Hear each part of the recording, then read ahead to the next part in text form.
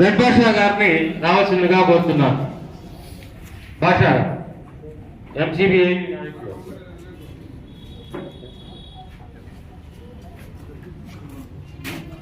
ఎంసీబీఐ నాయకులు రెడ్ భాషా గారు ఇప్పుడు రాష్ట్ర నాయకులు ఆవాజ్ రాష్ట్ర నాయకులు ఎంఏ చిష్టి గారిని ప్రసంగించవలసిందిగా కోరుతున్నాం.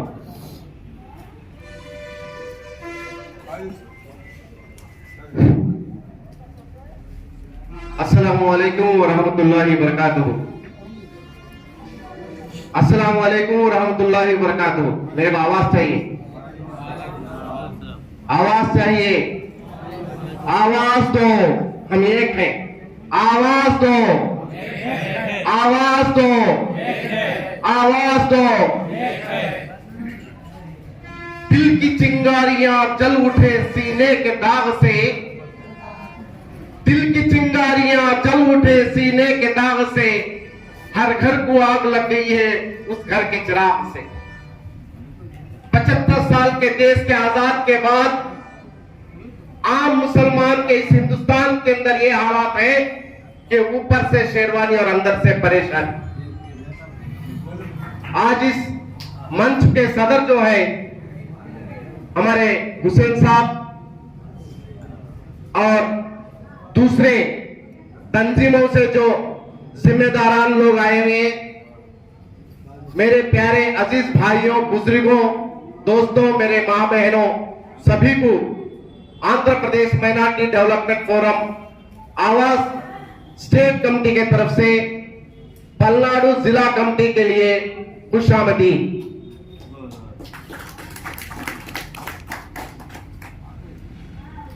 सबसे पहले मैं थोड़ी देर उर्दू में और तेलुगु में दोनों में भी बात करूंगा, क्योंकि हिंदुस्तान है। आज मोदी की गवर्नमेंट बोलती है कि यहाँ पे हिंदी ही होनी चाहिए, लेकिन कॉन्स्टिट्यूशनली इस देश के अंदर 22 लैंग्वेजेस को यहाँ पे उसका ओहदा दिया गया, इक्वल। तो ये देश की जो खासियत है, इस देश के अंदर हर मजहब के लिए, हर जुबान के लिए, हर किस्म के आदमी के लिए यहाँ पे एकदम इक्वल राइट्स है। ये हमारी जो दस्तूर है, जो कॉन्स्टिट्यूशनल राइट है हमारा। इससे पहले हमारे जो यहाँ पे बात किए थे, उन्होंने कहा कि किस तरीके से इस देश का दौर चल रहा है। 75 ఏళ్ల ఈ దేశ స్వతంత్రంలో మైనారిటీల యొక్క పరిస్థితులు ఏ విధంగా ఉన్నాయి, ఈ దేశంలో ఉన్నటువంటి మైనారిటీలు ఆర్థికంగా, రాజకీయంగా, సామాజికంగా ఏ విధంగా వెనుకబడి ఉన్నారు, justice Sachar committee, justice Ranganath Mishra కమిటీల యొక్క నివేదిక ఏం చెప్తా ఉందంటే, ఈ దేశంలో ఉన్నటువంటి మైనారిటీలు ఎస్టీ, ఎస్సీ, బీసీల కంటే కూడా చాలా హీనాతిహీనంగా వాళ్ళ యొక్క జీవన పరిస్థితి ఉందని చెప్పి తెలియజేయడం జరిగింది. అంతేకాదు, ఈ దేశంలో ఉన్నటువంటి మైనారిటీల యొక్క అభివృద్ధిని కాంక్షించే విధంగా వాళ్ళు కొన్ని సూచనలు కూడా చేయడం జరిగింది. కానీ పాలక ప్రభుత్వాలు వాటన్నిటిని కూడా ఏమాత్రం పట్టించుకున్నటువంటి పరిస్థితి మేము చూస్తా ఉన్నాం. 75 ఏళ్ల స్వతంత్ర సంగ్రామంలో దేశానికి స్వాతంత్రం సంపాదించుకున్నప్పుడు ఎవరైతే ఈ దేశ స్వతంత్ర సంగ్రామంలో పాలకులు లేనటువంటి వాళ్ళు, బ్రిటిష్ వాళ్ళకి ఊడిగం చేసినటువంటి వాళ్ళు ఈ రోజు దేశభక్తి పాఠాలు అందిస్తా ఉన్నారు. దేశం యొక్క స్వతంత్ర సమరయోధులు ఎవరున్నారు, వాళ్ళ ఫోటో ఎగ్జిబిషన్ లో ఆ నాయకులను కూడా చొప్పించే ప్రయత్నం చేస్తా ఉన్నారు. మిత్రులారా, ఈ దేశం యొక్క వారసత్వం భిన్నత్వంలో ఏకత్వం.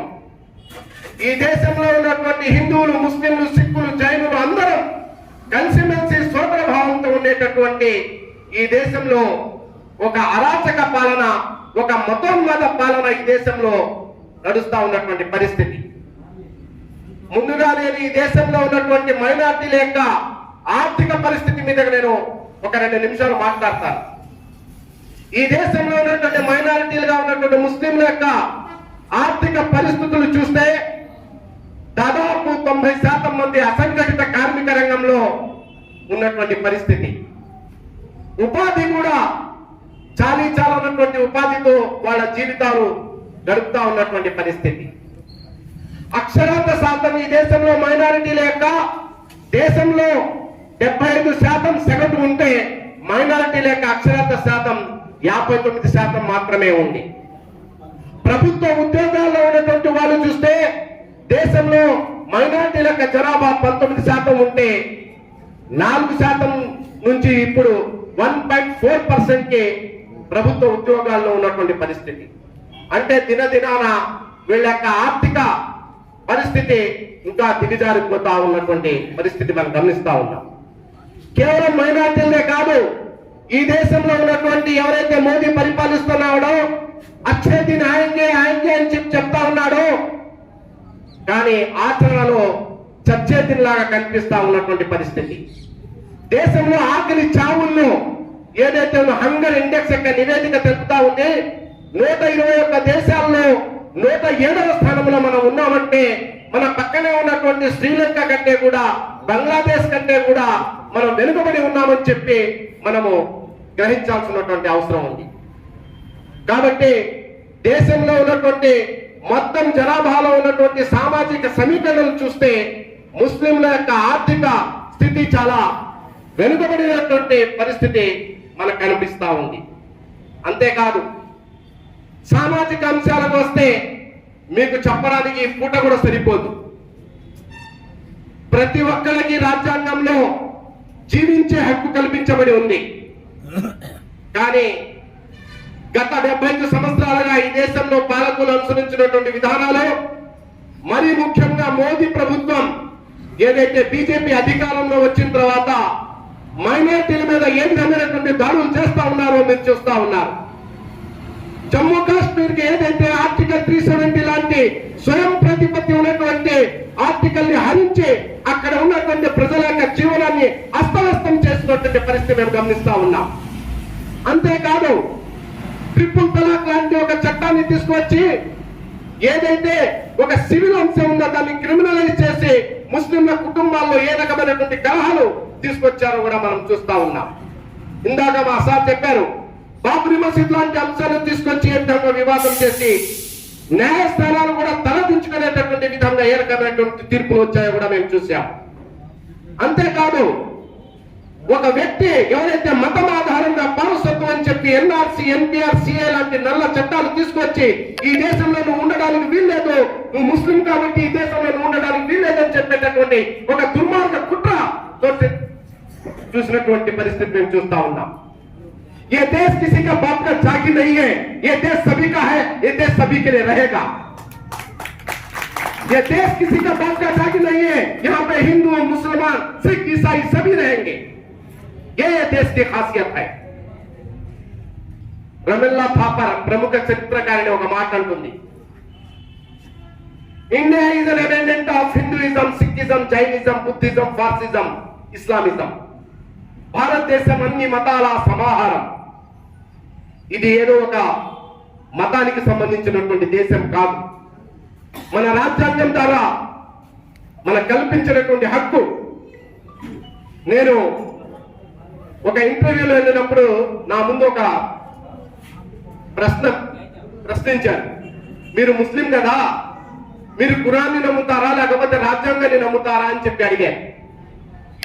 నేను అప్పుడు సమాధానం చెప్పాను, బీయింగ్ ఏ ముస్లిం నేను ఖురాన్ని నమ్ముతాను, నేను ఖురాన్ని ఆచరిస్తాను, నమాజ్ను చదువుతాను. బీయింగ్ ఏ ఇండియన్ నేను ఈ దేశ రాజ్యాంగాన్ని కూడా గౌరవిస్తాను. ఈ దేశం యొక్క రాజ్యాంగం నాకు హక్కు కల్పిస్తుంది. ఈ దేశంలో నేను ఒక ముస్లింగా బతకడానికి నాకు హక్కును ప్రసాదిస్తుంది ఈ దేశ రాజ్యాంగం అని చెప్పి నేను చెప్పాను. ఈ దేశంలో ఉన్నటువంటి రాజ్యాంగం నాకు నమాజ్ చదువుకోవడానికి హక్కు ఇస్తుందని చెప్పి నేను చెప్పాను.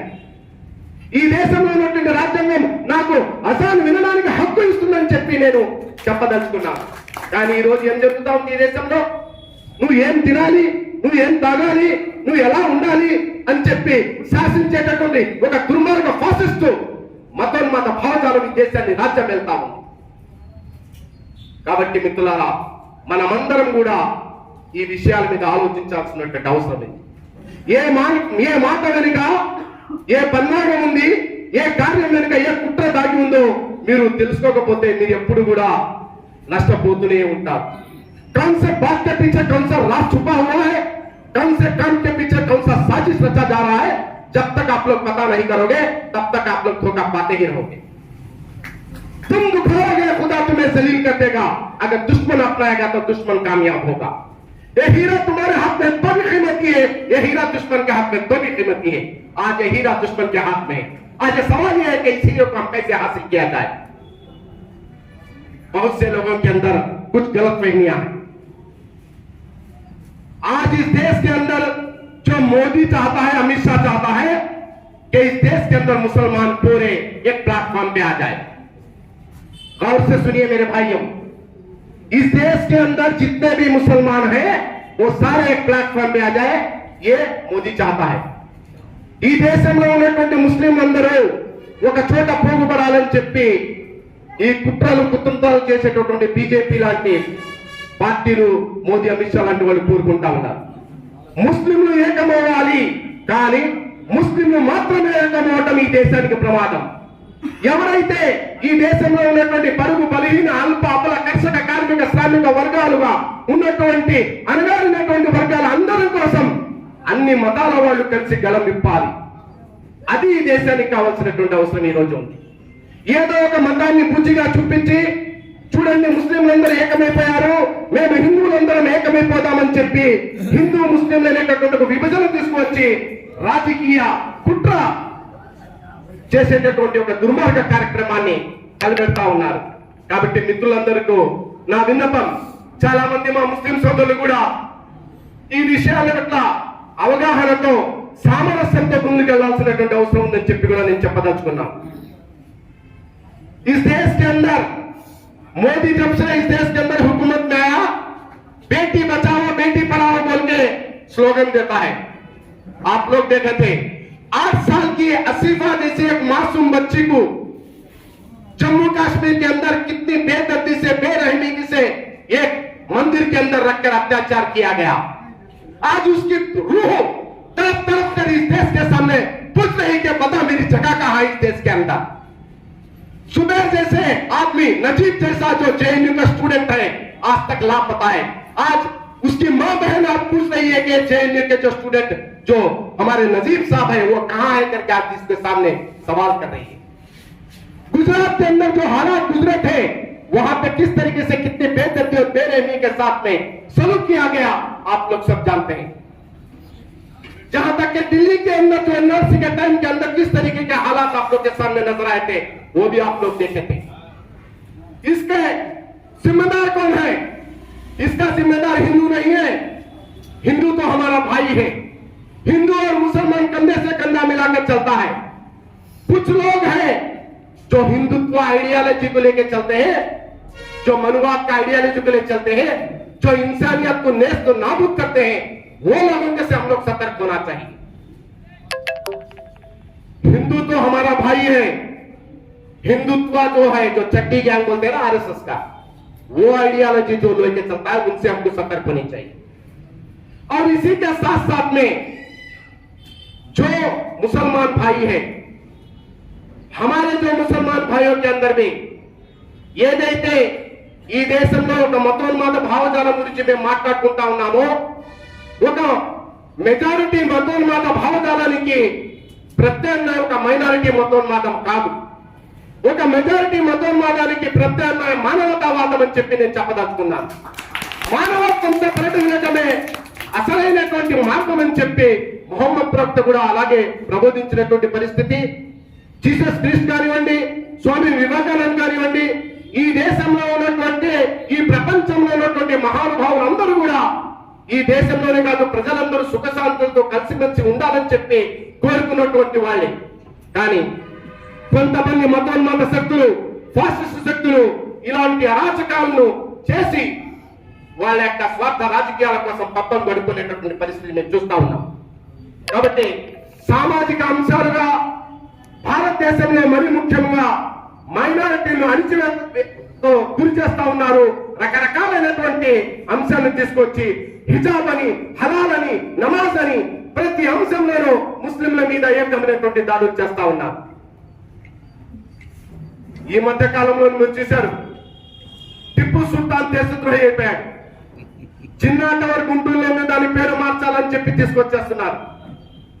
అలా సడన్ గా ఎక్కడ పడితే అక్కడికి వెళ్ళి మసీదుల దగ్గర శివాలు చూడండి, తవ్వండి, మసీదులు తవ్వండి, అక్కడ శివం దొరికితే మాది, శివం దొరికితే మీది అని చెప్పి ఒక రాష్ట్ర అధ్యక్షుడే మాట్లాడుతా ఉన్నాడంటే ఈ దేశంలో ప్రజాస్వామ్యం ఉందా అని చెప్పి మేము ప్రశ్నిస్తా ఉన్నాం.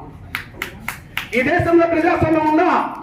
ఏదో ఒక మతానికి ఆపాదించుకుని ఊలిగం చేసేటటువంటి కార్యక్రమం చేస్తా ఉంటే ఈ దేశంలో న్యాయ వ్యవస్థ ఎక్కడ ఉంది, రాజ్యాంగం ఎక్కడ ఉంది, ప్రజాస్వామ్యం ఎక్కడ ఉంది అని చెప్పి మేము ప్రశ్నిస్తా ఉన్నాం. కానీ అదే సందర్భంలో ఎప్పుడైతే ఇలాంటి మత ఘర్షణలు జరుగుతా ఉన్నాయో, ఎప్పుడైతే ఇట్లాంటి మత దాడులు జరుగుతా ఉన్నాయో అక్కడ ప్రజలందరూ కలిసి తిప్పికొట్టినటువంటి సందర్భాలు కూడా ఈ దేశ చరిత్రలో అనేకంగా ఉన్నాయని చెప్పి కూడా నేను చెప్పదలుచుకున్నాను. ఈ దేశంలో కేరళ లాంటి రాష్ట్రంలో వరదలు వస్తే అక్కడ రంజాన్ నెలలో నమాజ్ చదువుకోవడానికి అక్కడ ఉన్నటువంటి గురుద్వారాలన్నింటినీ కూడా వాళ్ళు శుభ్రం చేసి మీరు ముస్లిం సోదరులారు మీరు నమాజ్ చదువుకోని చెప్పి సిక్కులు, క్రైస్తవులు వచ్చి వాళ్ళ యొక్క చర్చిలను కూడా వాళ్ళు సాఫ్ చేసి మిమ్మల్ని ఇచ్చారంటే అది ఈ దేశం యొక్క లౌకిక తత్వం యొక్క నిదర్శనం చెప్పలేదు. ఎక్కడైతే ఢిల్లీలో అల్లలు జరిగినాయో ఆ అల్లల సందర్భంలో కూడా ముస్లింలందరినీ కూడా హక్కును చేసుకుని వాళ్ళు కాపాడుకుంది ఎవరంటే మన హిందూ సోదరులు. అది ఈ దేశం యొక్క సామరస్యము, ఈ దేశం యొక్క ఐక్యతకు నిదర్శనం అని చెప్పి నేను చెప్పదలుచుకున్నాను. కాబట్టి మిత్రులారా, అంతేకాదు ఎవరైతే ఏదైతే కరోనా లాంటి మన ముందు వచ్చినటువంటి కరోనా లాంటి సంక్షోభంలో ఎవరైతే చనిపోయారో అలాంటి వాళ్ళని వాళ్ళ సాంప్రదాయాల ప్రకారం అంత్యక్రియ జరిపినటువంటి మా ముస్లిం సోదరులు కూడా చూసి ఈ దేశం గర్వించింది. కాబట్టి అలాంటి లౌకిక తత్వం కలిగినటువంటి దేశం ఈ దేశం. కాబట్టి ఇలాంటి భిన్నత్వంలో ఏకత్వం ఉన్నటువంటి ఈ దేశంలో ఈ రకమైనటువంటి ఫాసిస్ట్ శక్తులు వచ్చి మనల్ని ఎప్పుడు కూడా వాళ్ళు విడదీయలేరు. కాకపోతే మనం చాలా అప్రమత్తంగా ఉండాల్సినటువంటి అవసరం ఉంది. అలజడులు సృష్టించినప్పుడు మనం అందరం కలిసి సోదర భావంతో కలిసి ఉండాల్సినటువంటి అవసరం ఉంది. అనేక రకాలుగా మైనార్టీల మీద దాడి జరిగినప్పుడు, మొహమ్మద్ ప్రవక్త మీద అనుచిత వ్యాఖ్యలు చేసినప్పుడు ముస్లింలు మాత్రమే రోడ్డు మీద రావడం కాదు, ముస్లింలతో పాటు ముస్లిమేతరులను అందరినీ కలుపుకొని ఆ రకమైనటువంటి మనం ర్యాలీలో పాల్గొనాలి, ఉద్యమాల్లో పాల్గొనాలి. మత ప్రాతిపదిక మీద ఉద్యమాలు చేయడం దేశానికి ప్రమాదం అని చెప్పి నేను చెప్పదలుచుకున్నాను. మత ప్రాతిపదిక మీద ఎలాంటి ఉద్యమాలు కూడా చేయకూడదు. మనమందరం కూడా అది రాముడి మీద చెప్పినా, రహీం మీద చెప్పినా, అల్లా మీద చెప్పినా, జీసస్ క్రీస్తు మీద చెప్పినా, ఎవరి మీద చెప్పినా అందరం కలిసి ముక్త కన్నంతో ఖండించాలి. ఇది తప్పు అని చెప్పి చెప్పాలి. అలాంటి వాతావరణాన్ని మనం నెలకొల్పడానికి మనం శాశ్వత ప్రయత్నం చేయాలి. ये देश के अंदर कम्युनलाइज करने का साजिश रचा जा रहा है. हम लोग सेकुलरिज्म के साथ में उसको जवाब देना चाहिए. वो लोग कम्युनलाइज करने के लिए देख रहे हैं, हम लोग उसको सेकुलराइज करने के लिए देखना चाहिए. కాబట్టి అనేక రకాలైనటువంటి అంశాలు ఉన్నాయి.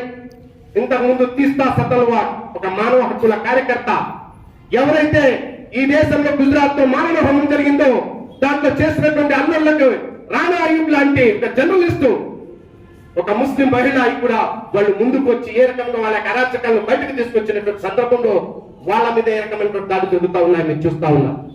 నిన్న కాగా ఉన్న హిజాబ్ అంశంలో సుప్రీంకోర్టులో ఇద్దరు న్యాయమూర్తులు విరుద్ధమైనటువంటి తీర్పులు ఇచ్చినప్పటికీ ఎవరైతే హిజాబ్ వేసుకోవాలని చెప్పినటువంటి అభిప్రాయపడినటువంటి వ్యక్తి ఆయన ముస్లిం కాదు, అయినప్పటికీ ఆయన గౌరవిస్తున్నాడంటే అది ఈ దేశం యొక్క గొప్పతనం అని చెప్పి నేను చెప్పగలను.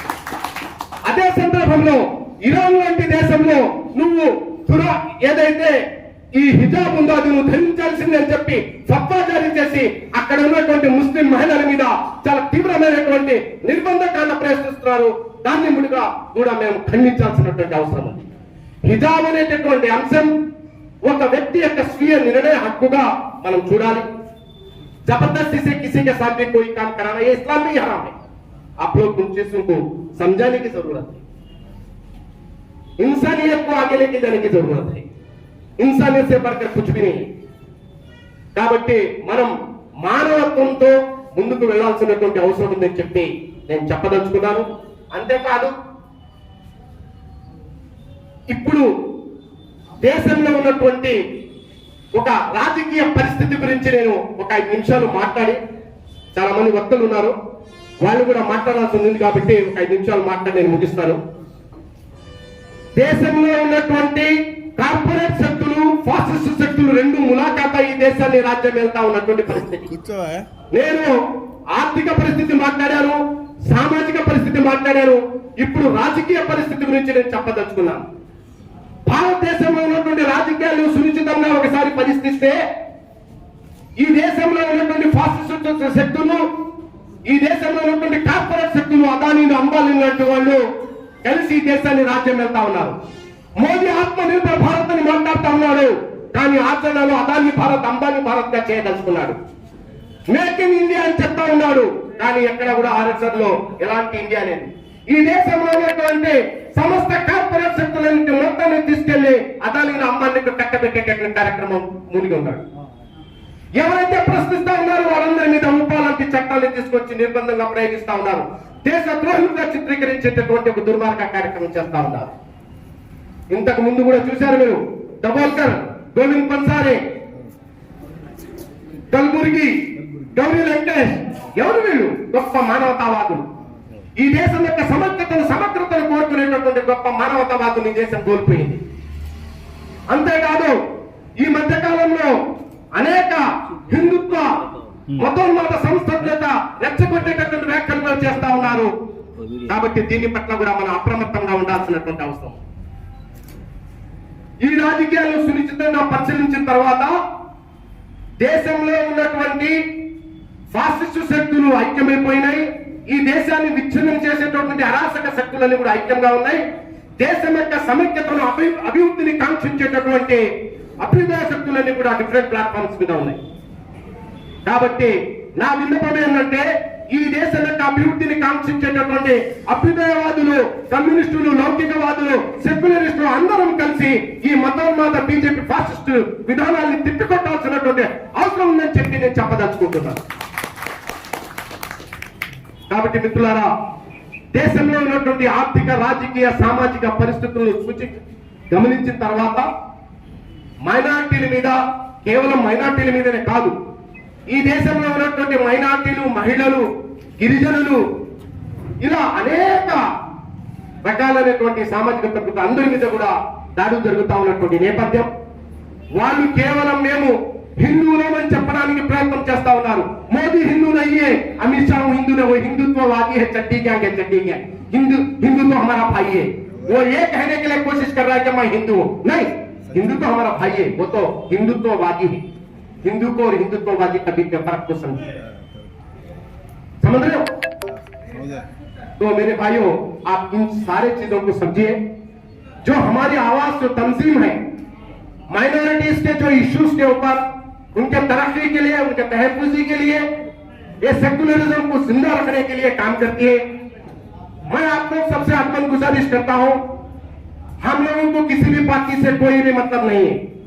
हालांकि इस देश के अंदर जब जब भी तकलीफ आया, तब तब भी हम लोगों को जो सपोर्ट किया गया था, आप लोग के सामने तारीख है, गवाह है। इस देश के अंदर लेफ्ट लोग हैं जो हम लोगों को साथ दिया, लेफ्ट लोग हम लोग को साथ दिया। एनआरसी जैसे काले कानून जब आया था तो उस टाइम पे हम लोग को लेफ्ट लोग दिया।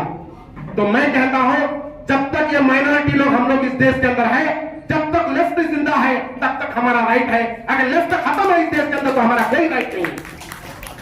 आप लोग बाबरी मस्जिद का सवाल लीजिए, आप लोग किसान आंदोलन का सवाल लीजिए, आप लोग किसी भी किस्म के माइनॉरिटीज के ऊपर जब भी हमले हो रहे हैं तो आप लोग देख लीजिए, हम लोग को उन लोग का साथ देंगे। और भी कई सारे सेक्युलर पार्टी है इस देश के अंदर, उन लोग का भी हम लोग को मदद चाहिए। तो उन लोग सबको लेकर हम लोग को चलना चाहिए। చివరిగా నేను ఒక మాట చెప్పి ముగిస్తాను. మిత్రులారా, ఈ దేశంలో ఉన్నటువంటి అభ్యుదయ శక్తులన్నీ కూడా డిఫరెంట్ ప్లాట్ఫామ్స్ మీద ఉన్నాయి. గాంధీజీని చంపినటువంటి గాడ్సే వారసులు ఈ దేశ భక్తులు అయిపోతా ఉన్నటువంటి ఈ తరుణంలో, గాంధీజీ మహాత్ముడు, గాంధీజీ గొప్ప దేశభక్తుడు, గాంధీజీ ఇంకొక రకమైనటువంటి వాది అని చెప్పి ఆలోచన చేసేటటువంటి వాళ్ళు గాంధీజీ గురించి భిన్న అభిప్రాయాలు కలిగినటువంటి వాళ్ళు చాలా మంది ఈ దేశంలో ఉన్నారు, ఉండొచ్చు, తప్పులేదు. కానీ గాడ్సే గురించి అందరికీ ఏక అభిప్రాయం ఉన్నప్పుడు మనమందరం ఎందుకు కలవకూడదు అని చెప్పి నేను నిన్ను ప్రశ్నిస్తా ఉన్నాను. గాడ్సే ఈ దేశమైనటువంటి గాంధీజీని చంపినటువంటి దేశద్రోహి కాబట్టి గాడ్సే లాంటి వాళ్లకు భిన్నంగా ఉన్నటువంటి వాళ్ళందరం కూడా ఏకమవ్వాల్సినటువంటి అవసరం ఉందని చెప్పి నేను చెప్పదలుచుకున్నాను. కాబట్టి మిత్రులారా, రాబోయే కాలంలో Andhra Pradesh minority development forum Awas committee ఈ మైనారిటీలో యొక్క సంక్షేమం గురించి, అభివృద్ధి గురించి, వాళ్ళ యొక్క రక్షణ గురించి, లౌకిక తత్వం గురించి ఈ మూడు ఏదైతే ఉన్నాయో ఆ అంశాలు దాని మీద బలంగా మనం పనిచేస్తాము. ఈ రాష్ట్రంలో ఉన్నటువంటి ఏదైతే పాలక పార్టీ కానివ్వండి, ప్రతిపక్షంలో ఉన్నటువంటి పార్టీలు కానివ్వండి, వీళ్ళతో కూడా మా విన్నపం ఏంటంటే, వీళ్ళు ఇక్కడ కారాలు మీరేలో దూకుంటా ఉన్నారు ఒకళ్ళ మీద ఒకళ్ళు, కానీ మోదీ దగ్గరికి వెళ్ళి జీ హుజూర్ అంటా ఉన్నారు. నేను ఫలానా పార్టీ అని చెప్పదలుచుకోలేదు, కానీ ఇక్కడ ఉన్నటువంటి ప్రాంతీయ పార్టీలు అవకాశవాద ధోరణిగా ఉన్నాయి. ఇది కేవలం దేశానికే కాదు, ఈ రాష్ట్రానికి కూడా ప్రమాదం. ఈ రాష్ట్రంలో ఉన్నటువంటి మైనార్టీలుగా మనకు కూడా ప్రమాదం. ఈ రాష్ట్రానికి ప్రత్యేక హోదా ఇవ్వకుండా, విభజన హామీని అమలు చేయకుండా, ఈ రాష్ట్రంలో ఉన్నటువంటి రాజధాని నిర్మించకుండా ఈ రాష్ట్రం యొక్క అభివృద్ధిని కాంక్షిస్తామని చెప్పి వస్తున్నటువంటి బీజేపీ వాళ్ళకి మీరు ఏ విధంగా మద్దతుగా ఉంటారని చెప్పి మేము ప్రశ్నిస్తా ఉన్నాం. కాబట్టి बीजेपी का नाम भारतीय जनता पार्टी नहीं है, बदमाश जनता पार्टी है। आरएसएस का नाम राष्ट्रीय स्वयंसेवक संघ नहीं है, राष्ट्रीय सर्व विनाश संघ है करके मैं कहना चाहता हूं आप लोगों के सामने। तो मेरे भाइयों, आप लोगों के सामने मैं चंद बातों को बोलते हुए आखिर में मैं छोटा सा आप लोग के सामने नज़म पेश करते हुए मैं अपनी जगह लूंगा। मत समझना लड़ाने से लड़ जाएंगे, मत समझना लड़ाने से लड़ जाएंगे, दोस्ती हिंदू मुस्लिम में कर जाएंगे। मत समझना लड़ाने से लड़ जाएंगे, दोस्ती हिंदू मुस्लिम में कर जाएंगे। क्या तुम्हारे लड़ाने से लड़ जाएंगे, क्या तुम्हारे लड़ाने से लड़ जाएंगे, जुल्म की आंधियों से गुजर जाएंगे। काम आओ, काम आओ यतीमों गरीबों के तुम, काम आओ यतीमों गरीबों के तुम, इस जीवन यकीनन सुधर जाएंगे। मत समझना लड़ाने से लड़ जाएंगे, दोस्ती हिंदू मुस्लिम में कर जाएंगे। हमने संगम दिया आप गंगा दिया, हमने संगम दिया आप गंगा दिया, तुमने भारत को दंगा ही दंगा दिया। तुमने एक रंग के ख्वाब देखे मगर हमने हिंदुस्ता को तिरंगा दिया। तुमने एक रंग के ख्वाब देखे मगर हमने हिंदुस्ता को तिरंगा दिया। ये तिरंगा, ये तिरंगा बदन पे लपेटे हुए, ये तिरंगा बदन पे लपेटे हुए, एक दिन इस जमीन में उतर जाएंगे। मत समझना लड़ाने से लड़ जाएंगे, दोस्ती हिंदू मुस्लिम में कर जाएंगे। मत समझना लड़ाने से लड़ जाएंगे, दोस्ती निकल जाएंगे।